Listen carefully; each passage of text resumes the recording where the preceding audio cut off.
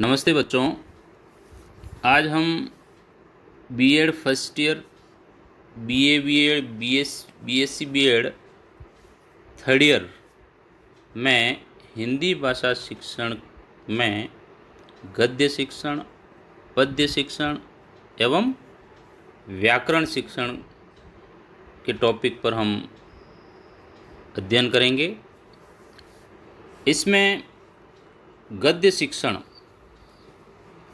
गद्य शिक्षण जो होता है वो मुख्य रूप से संस्कृत के गद धातु से बना है, जिसका अर्थ होता है स्पष्ट करना।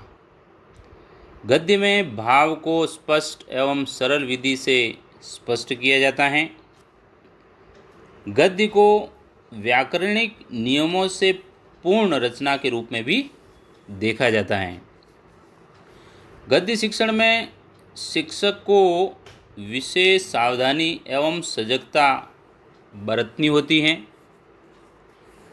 गद्य को कवियों की कसौटी भी कहा गया है, क्योंकि कविता में व्याकरण आदि अनिवार्य तत्व नहीं हैं, लेकिन गद्य में इसका ध्यान रखना बहुत ही आवश्यक होता है। तो बच्चों, ये है गद्य शिक्षण। इसके कुछ उद्देश्य मैंने यहाँ पर डिफाइन किए हैं। इसमें जो आपके सामने नोट्स हैं, उसके अलावा भी कुछ ऑब्जेक्टिव हमको देखना आवश्यक है। उसमें मुख्य रूप से सामान्य उद्देश्य होते हैं और विशिष्ट उद्देश्य होते हैं। गद्य शिक्षण में जो सामान्य उद्देश्य होते हैं उसमें मुख्य रूप से भाषा संबंधी ज्ञान की अभिवृद्धि करना तथा भाव व्यक्त करने की नवीन शैलियों से परिचय प्राप्त करना।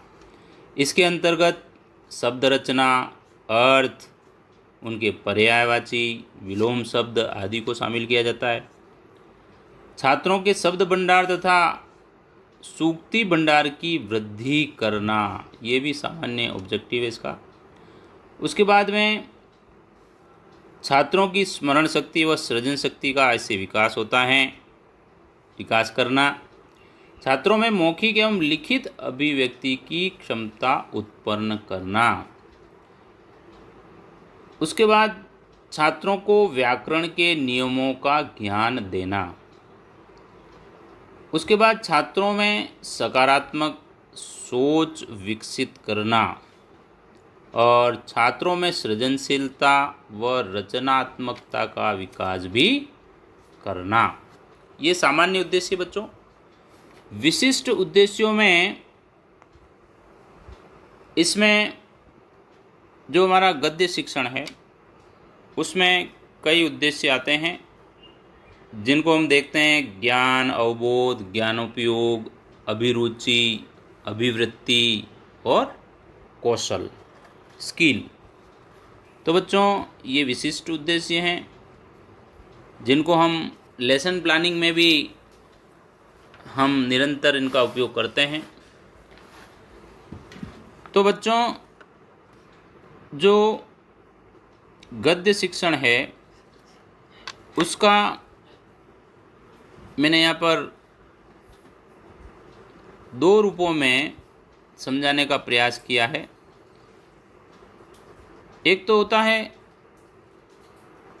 सूक्ष्म और गहन पाठ और दूसरा होता है द्रुत पाठ है। सूक्ष्म और गहन पाठ में गद्य, पद्य और नाटक को सम्मिलित किया गया है। द्रुत पाठ हैं, उसमें कहानी, उपन्यास, जीवनी, कविता, उसको सम्मिलित किया गया है। उसमें गद्य में भाषा, लेख, जीवनी और निबंध आते हैं। नाटक में जो है संपूर्ण और एकांकी आता है। एकांकी में जो है संस्मरण और संपूर्ण में गीति नाटक है, रेडियो, टीवी के माध्यम से। इस तरह से इस चार्ट को आप समझें और इसको अपनी नोटबुक में नोट करें और इसको याद करें। उसके बाद बच्चों हम देखते हैं कि गद्य शिक्षण के प्रकार। गद्य शिक्षण के मुख्य रूप से इसके सोपान जो दिए हुए हैं उसमें प्रस्तावना, अनुकरण वाचन, स्पष्टीकरण या काठिन्य निवारण, प्रश्नोत्तर, पुनरावर्तन और गृह कार्य। और द्रुत पाठ में बच्चों इसके जो 2 प्रकार हैं, गहन शिक्षण एवं उसमें स्वतंत्र अध्ययन किया जाता है।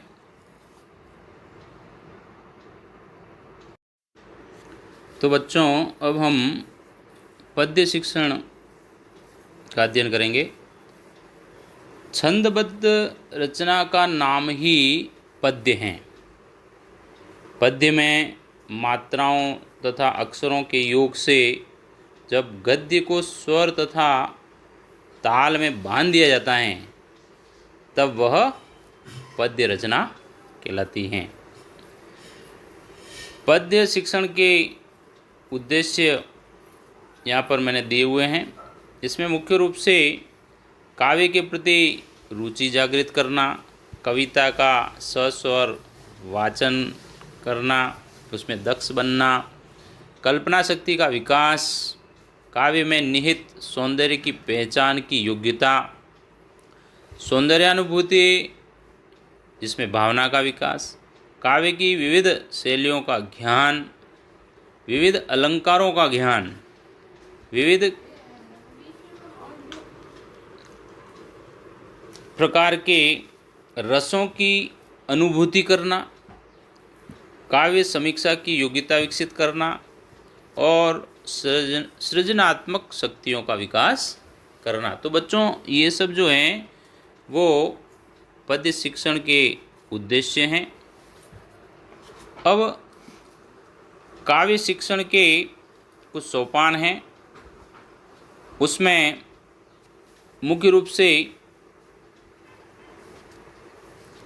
उद्देश्य लेखन में सस्वर वाचन, प्रस्तावना, उद्देश्य कथन और प्रस्तुतिकरण।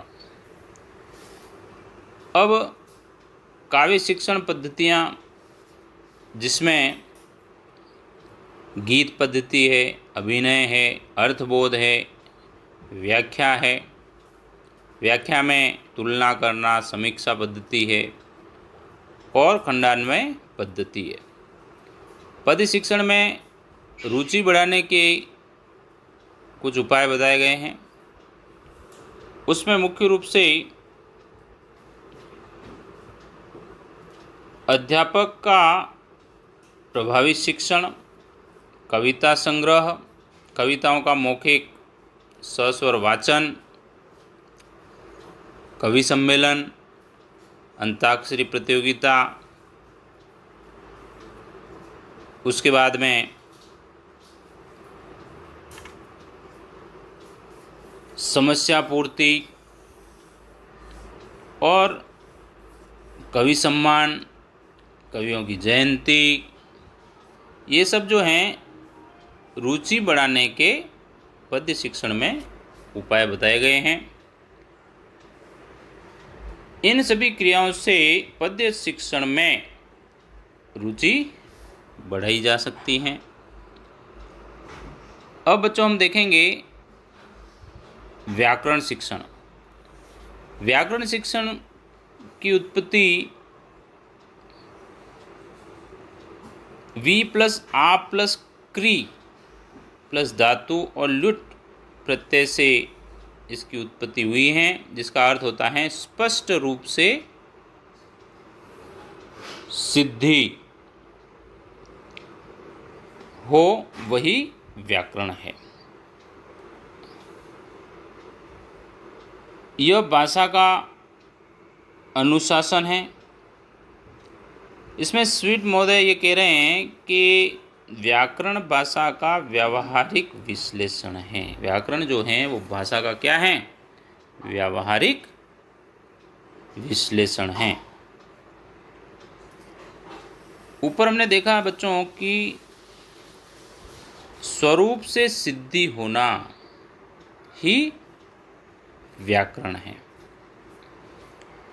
व्याकरण जो है उसके भी व्याकरण शिक्षण के उद्देश्य इस प्रकार हैं।